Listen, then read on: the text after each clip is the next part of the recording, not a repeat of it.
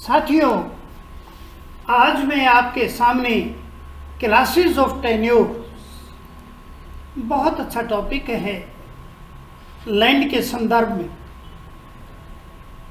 मैं आपको बताना चाहूँगा कि यूपी का रेवेन्यू कोड 2016 के अंतर्गत सेक्शन 74 के अनुसार कुछ व्यक्ति हैं जिनको भूमि रखने का अधिकार है, लेकिन उनको अलग अलग प्रकार के अधिकार हैं। वो व्यक्ति 4 प्रकार के हैं। ए, भूमिधर विद ट्रांसफरेबल राइट।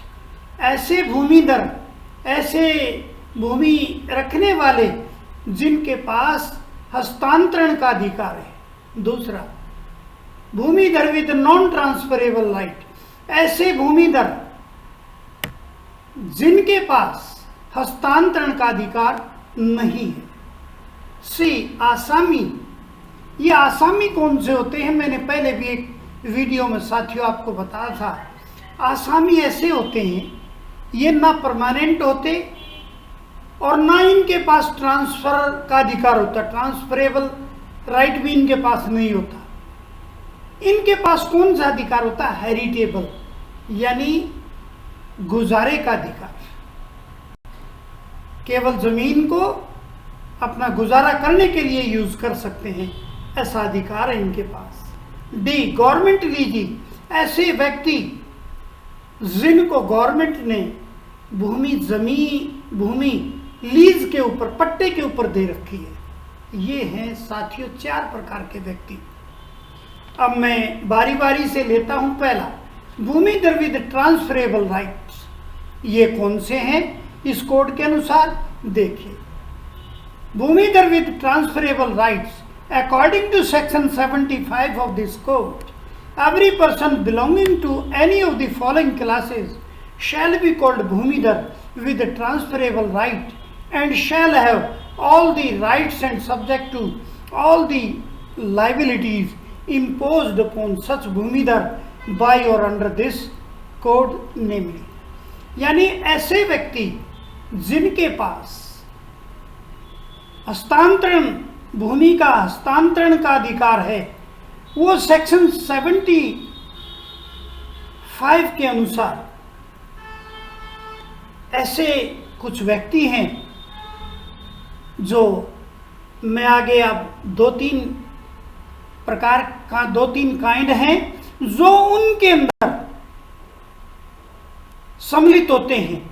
यानी जो कोड के अनुसार उन 2 कैटेगरीज के अंदर वो शामिल होते हैं, तो वो होंगे भूमिधर विद ट्रांसफरेबल राइट। और उनके अधिकार भी उतने ही होंगे, लेकिन किसके अधिकार होंगे? लेकिन जवाबदेही के साथ। उनकी जवाबदेही यानी रेस्पॉन्सिबिलिटी भी उनकी पूरी होगी। वो 2 कैटेगरी कौन सी हैं, वो मैं आपको 1 बाय 1 बताना चाह रहा हूं।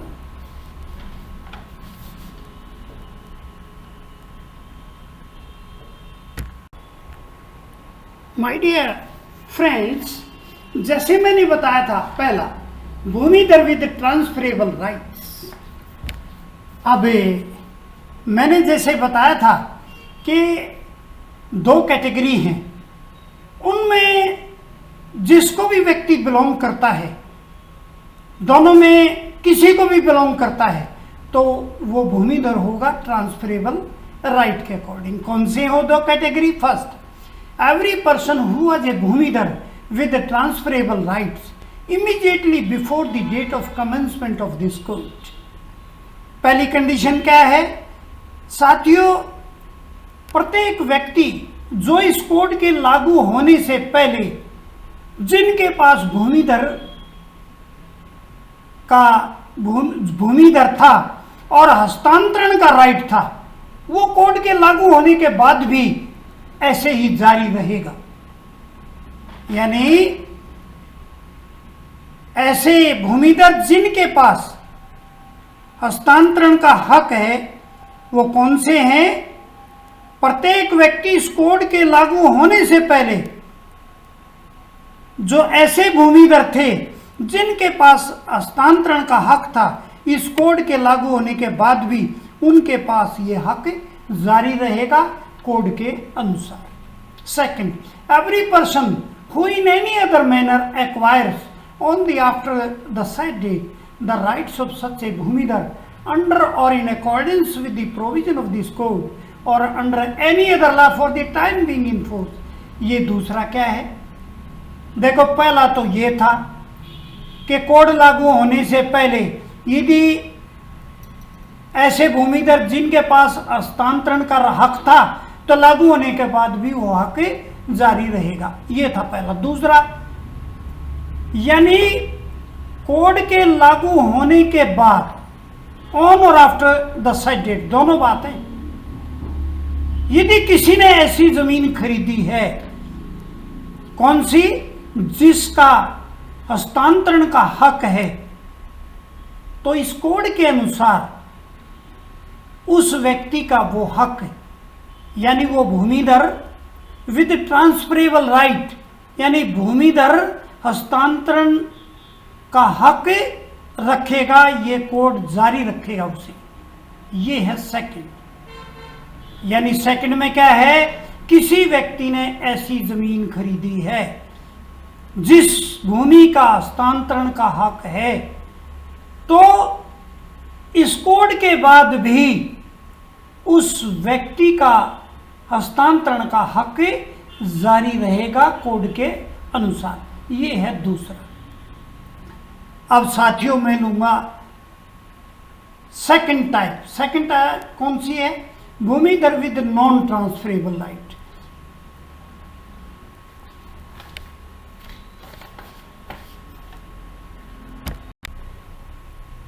My dear friends, now I am taking second, bhumidhar with non transferable rights. इसमें क्या है?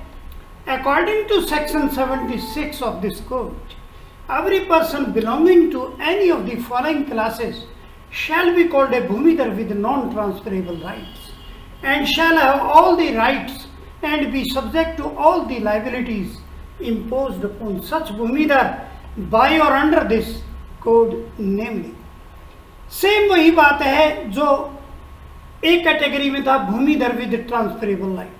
ये भी वही, इसमें भी वही है कि इस सेक्शन के अकॉर्डिंग वो व्यक्ति जो नीचे लिखी हुई कैटेगरी में से कोई भी उस कैटेगरी को बिलोंग करेगा, वो भूमिधर होगा नॉन ट्रांसफरेबल राइट के अनुसार। जिस किसी के पर देर आर 4 और 5 कैटेगरीज, यदि कोई व्यक्ति उन कैटेगरी में आता है तो वो इस बी कैटेगरी में होगा, किसमें? भूमिधर विद नॉन ट्रांसफरेबल राइट। अब वो कैटेगरी कौन कौन सी है? अब देखो, बारी बारी लेते हैं। A, every person who was a bhumidhar with non transferable right immediately before the date of commencement of this code. साथियों देखो, याद करने का कितना बढ़िया तरीका है। भूमिधर विद ट्रांसफरेबल राइट और भूमिधर विद नॉन ट्रांसफरेबल राइट, पहली क्लॉज दोनों सेम है। सेम में क्या है? यानी इस कोड के पहले जिनके पास ट्रांसफरेबल राइट था, कोड के बाद भी ट्रांसफरेबल राइट रहेगा। इसमें क्या है? जिनके पास ट्रांसफरेबल राइट नहीं था, तो इस कोड के बाद भी वो ट्रांसफरेबल राइट नहीं रहेगा। दोनों एक ही बात है। ए में अब बी कैटेगरी क्या है?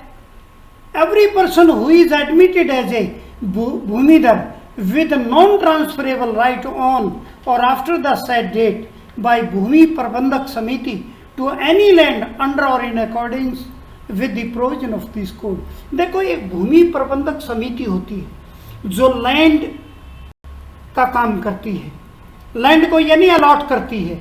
तो जो कोई लैंड किसी व्यक्ति को अलॉट की है, इस कोड के बाद लागू होने के बाद में किस कंडीशन पे अलॉट की है कि उसके राइट जो हैं ट्रांसफरेबल नहीं होंगे। कैसे होंगे? Non transferable right. तो भूमि प्रबंधक समिति ने किसी व्यक्ति व्यक्ति को नॉन ट्रांसफरेबल राइट के अकॉर्डिंग यदि जमीन अलॉट की है तो उसके पास भी इस कोड के लागू होने के बाद वो हक जारी रहेगा। यानी यदि कोई व्यक्ति कोड के लागू होने के बाद भूमि प्रबंधक समिति से जमीन लेता है, किस कंडीशन पर? विद नॉन ट्रांसफरेबल राइट, यानी उसे हस्तांतरण का हक नहीं होगा, ये कोड के बाद भी जारी रहेगा। दो कैटेगरी बता, उसमें दो कैटेगरी थी, ट्रांसफरेबल राइट में दो कैटेगरी थी, इसमें चार है, ये दो तो होगी ए और बी। अब मैं तीसरी और चौथी कैटेगरी और लेता हूं आपके सामने।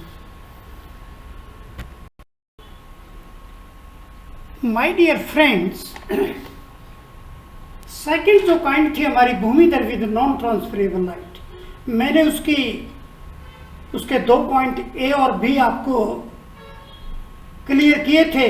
अब C point, every person who is allotted any land on और after this said date under the provision of this UP ceiling land holding act 1960। देखो ये कितना इंपॉर्टेंट पॉइंट है। यूपी के अंदर साथियों 1960 में सीलिंग एक्ट लागू हुआ। वो सीलिंग एक्ट क्या था? यानी जो बड़े जमींदार थे उनके ऊपर, यानी बड़े भूमिधर थे उनके ऊपर लागू हुआ, जिनके पास 5.06 हेक्टेयर, एकड़ नहीं हेक्टेयर जमीन जिनके पास थी वो तो बची रही, और जिसके पास इससे ज्यादा थी वो गवर्नमेंट के पास चली गई, और गवर्नमेंट ने उस जमीन को फिर ऐसे व्यक्तियों को दे दिया जिनके पास नॉन ट्रांसफरेबल राइट दिया उनको, यानी वो बेच नहीं सकेंगे, केवल उस जमीन को यूज कर सकेंगे। वो जमीन इस तरह से कुछ व्यक्तियों को दी। कैसे दी? With non transferable right. तो ये सी कैटेगरी वाले भी ही, जिन्होंने यूपी सेलिंग एक्ट के अकॉर्डिंग जमीन मिली, उनका भी राइट नॉन ट्रांसफरेबल राइट, यानी जमीन का हस्तांतरण का हक उनको नहीं था। अब चौथी कैटेगरी देखो, कितने इंटरेस्टिंग पॉइंट है। देखिए, every person who is allotted any land on और after the said date under the provision of UP Bhoodan Yojana act 1952। साथियों अब ये चौथी कंडीशन देखो, यूपी के अंदर यूपी भूदान योजना एक्ट 1952 में लागू हुआ। इसके अंतर्गत जिन व्यक्तियों को जमीन मिली उनका भी राइट जो है वो नॉन ट्रांसफरेबल राइट रहा, यानी उनको वो जमीन दी केवल यूज करने के लिए, गुजारे के लिए, बेचने का अधिकार उनको नहीं था। तो इस प्रकार के व्यक्ति जिन्होंने ये भूदान योजना के अंतर्गत जमीन मिली वो भी नॉन ट्रांसफरेबल राइट में आते हैं। अब अगली कैटेगरी ई देखिए, every person who was an asami in possession of land not covered by section 77 of this code immediately before the date of commencement of this code and had been recorded as fasli in खतौनी of 1407। अब देखो ये एक important point है, यानी कुछ व्यक्ति जो आसामी थे और जो इस सेक्शन 77 के अंतर्गत नहीं आते, लेकिन वो व्यक्ति फसली थे, यानी फसली का मतलब फसल बोया करते, और साल में आप जानते हैं 2 बार फसल का वो रिकॉर्ड होता है खतौनी के अंदर। तो खतौनी के अंदर जिनका रिकॉर्ड केवल फसली चला हुआ था, कौन सी खतौनी? जो 1407 के अकॉर्डिंग थी, जिनका रिकॉर्ड केवल फसली चला हुआ था, वो 2 प्रकार की फसल साल में बोते और पटवारी जाता रहा और उसका रिकॉर्ड खतौनी में चढ़ाता रहा। तो वो व्यक्ति कैसे थे? फसली थे। उन फसली व्यक्तियों को भी नॉन ट्रांसफरेबल राइट था, यानी जमीन का हस्तांतरण का राइट उनको भी नहीं था। यानी उस प्रकार के व्यक्ति ऐसे थे जिनको जमीन 5 प्रकार से अलॉट हुई, लेकिन उनको जमीन को बेचने का हक नहीं मिला, हस्तांतरण का राइट उनको नहीं था। तो साथियों देखो, पहले में क्या था, भूमि दर विद ट्रांसफरेबल, उसमें 2 ही क्लॉज थी, दो ही कैटेगरी थी, ए और बी। ए में तो वही ए और इसकी भी ए और इसकी भी ए, दोनों सेम थी। यानी कोड के लागू होने से पहले जिनको भूमि हस्तांतरण का राइट था तो उनको हस्तांतरण का राइट रहा, जिनका नहीं था तो नहीं रहा। ये तो दोनों की क्लास सेम थी। दूसरा, उसमें उससे अलग था। क्या था? जिन्होंने जमीन, बी कैटेगरी क्या थी ट्रांसफरेबल राइट में, जिन्होंने जमीन किसी प्रकार से अन्य तरीके से खरीदी और उस जमीन का ट्रांसफरेबल राइट था, उसके बाद भी उनको ट्रांसफरेबल राइट रहा। तो जो उस कैटेगरी में आए विद ट्रांसफरेबल राइट, तो भूमि दर विद ट्रांसफरेबल राइट तो 2 कैटेगरी थी और इसमें ये 4 कैटेगरी है। पहली तो सेम है, कोड लागू होने से ट्रांसफरेबल राइट नहीं था तो नहीं रहेगा। बी कैटेगरी में क्या था? भूमि प्रबंधक समिति ने जिनको जमीन दी उनको नॉन ट्रांसफरेबल राइट रहा। तीसरी कैटेगरी सी में जिनको यूपी सीलिंग एक्ट के अकॉर्डिंग जमीन मिली उनको भी नॉन ट्रांसफरेबल राइट रहा। चौथी, जिनको यूपी भूदान योजना के एक्ट जमीन मिली उनको भी नॉन ट्रांसफरेबल राइट रहा। पांचवी, जो व्यक्ति केवल फसली थे, केवल फसल बोते थे, खतौनी 1407 के अकॉर्डिंग, उनको भी नॉन ट्रांसफरेबल राइट रहा। देखो कितना बढ़िया क्वेश्चन है। उसमें 2 कैटेगरी हैं ट्रांसफरेबल राइट में, नॉन ट्रांसफरेबल राइट में 5 कैटेगरी हैं जिनमें व्यक्ति को जमीन तो मिली लेकिन ट्रांसफरेबल राइट नहीं मिला। अब मैं साथियों थोड़ा सा आगे मैं एक दो पॉइंट और आपको बताना चाहूंगा। माय डियर फ्रेंड्स, कहा था कि दो तीन क्या है। फर्स्ट पॉइंट है bhumidhar with non transferable rights में क्या है, before the code bhumidhar with non transferable rights, before this code and had been in possession of any land for 5 years, change into transferable rights। देखो ये मैंने short में लिखा है, कोई भी व्यक्ति यदि ये कोड लागू होने से पहले 5 साल तक विद नॉन ट्रांसफरेबल राइट से 5 साल तक उस जमीन पर काबिज रहा तो इस कोड के अनुसार वो उसका हक ट्रांसफरेबल राइट में बदल दिया गया अकॉर्डिंग टू दिस कोड। आगे क्या? Second, after this code if he is in possession of land for 5 years with non transferable right change into transferable right, ये भी वही है।